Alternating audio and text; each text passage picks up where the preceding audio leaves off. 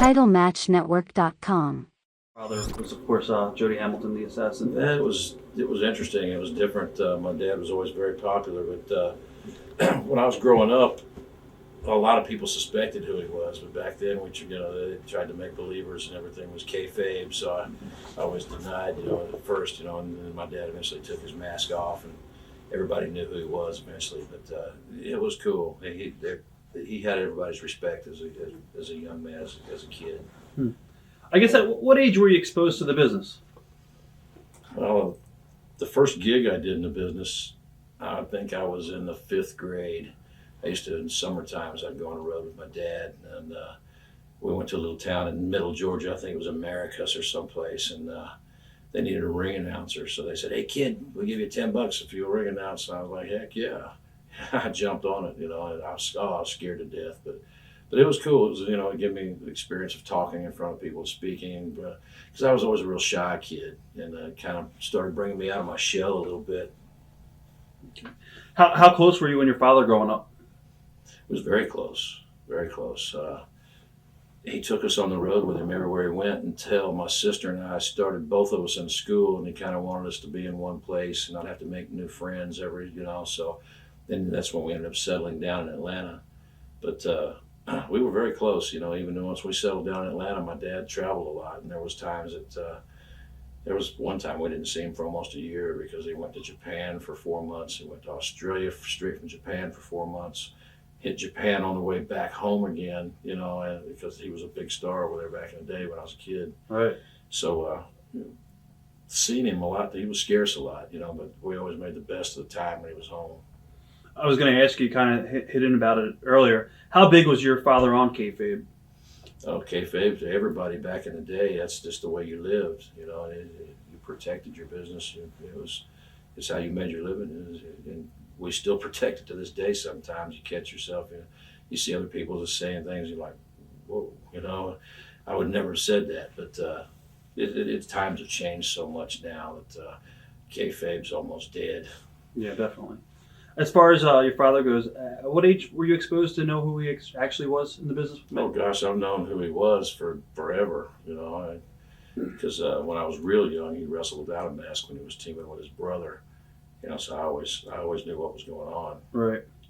Did you always want to get in the business at a young age, or? Yeah, I sure did. Especially after I got my first taste of it, and I started ring announcing and made a little bit of money and helped them break down rings and do some stuff. And it actually made you feel like you was part of it. So from that point on, I pretty much knew what I wanted to do. Right. Right. That's great. What do you remember most about going into the locker room as a kid? How respectful you had to be. And not that you had to be. I mean, at first you had to be, but then you just wanted to be respectful.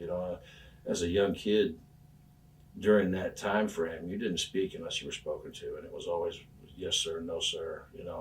I remember that. And I remember just being awestruck by the size of some of the guys, because I was a little boy and I was looking up, and all of a sudden there's Ox Baker who looked like a giant, a big.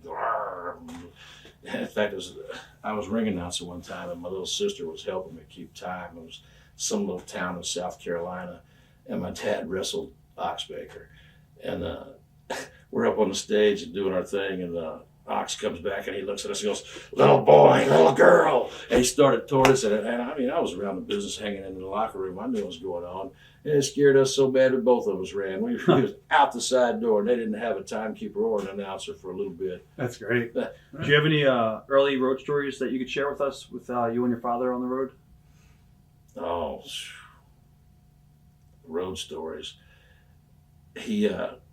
We were coming back from a town one night, and I had a little friend of mine I went to school with, and we were drinking Gatorades, and my dad was drinking 1 or 2 beers, and me and my buddy, all of a sudden, we had to pee about every 10 minutes because we had never been on the road. We was little kids. So he says, "Okay, we'll pee right here." So he pulled over the car. Me and my buddy get out, and we go to take care of our business. And while we're standing there, he pops out a 45 and goes, "Bam, bam, bam, bam," into a sign. Me and my buddy are like, we would peed everywhere, and my buddy fell down in the ditch, peed on himself, and it was crazy. It was a rib I ended up pulling on some guys later on, and as I became an adult. Right. Did a lot of the guys take a liking to you since you were, his son? Oh yeah, I never had a problem with anybody. Everybody was always, my dad was real well and still is very well respected in the business, and it was just, everybody's always friendly. It was like a family back then. What were some of the territories that you traveled to as a kid? As a kid, Yeah. we worked Atlanta territory a couple of times, Charlotte territory, Tampa territory a couple of times. We went to Amarillo. We went to L.A. We went to Kansas City, where we started. That was where our family is originally from St. Joe, Missouri. I guess it was the Vancouver territory because we moved up to a little town called Bellingham, Washington. My dad worked out of there. And I think I already said Amarillo. For the Funks? For Funk Senior. Right. Yeah. How hard was the travel on you, as far as you As a kid? Yeah. Or did you love it? It didn't seem like nothing to me as a kid. Right. Because we were just going really from place to place. I didn't realize how hard it was until, like, one summer I did a bunch of towns with my dad, and I was like, how's he driving? It's all I can do just to stay awake and talk. How's he Right. do this, And I realized, wow, this is not easy. Were promoters and guys harder on you or easier because you're a father? I think I got an opportunity. I got a chance quicker than some people. But then again, I had to prove myself too, because a lot of times they'll say, well, he's just doing this because he's such and such his kid or whatever, and you had to get over that stigma, which I was able to do. But he did help me definitely get my foot in the door in a lot of places. Did you actually travel with your dad at all during the days as a worker? Or? Oh yeah, yeah. In the Pensacola territory, he was a heel and I was a babyface. It was one of the few times that we actually got to work in the same territory for any length of time. Because once I started, he helped me get in the door at Georgia Championship, but he was in Mid-South. Then he went to Tampa. Then he went to the Carolinas, and I was always pretty much in Georgia Championship for like 4 or 5 years. And then I started doing my own thing, and we always was kind of in different places. But Pensacola territory. Except for Fallers? Yeah. That's what we got. I was there about 6 months, and I roomed with him. I actually got to wrestle against him in a battle royal. He lit me up. Oh my goodness. Nice. Was it hard to watch your father's career wind down as yours took off? Kinda. Yeah, it was. But my father's career in the ring was winding down, but his office career picked up then. Right. So it wasn't like it's all over. He was still doing what he loved to do, but just in a different way. How supportive was he towards you? Oh, 100%. 100%. Always.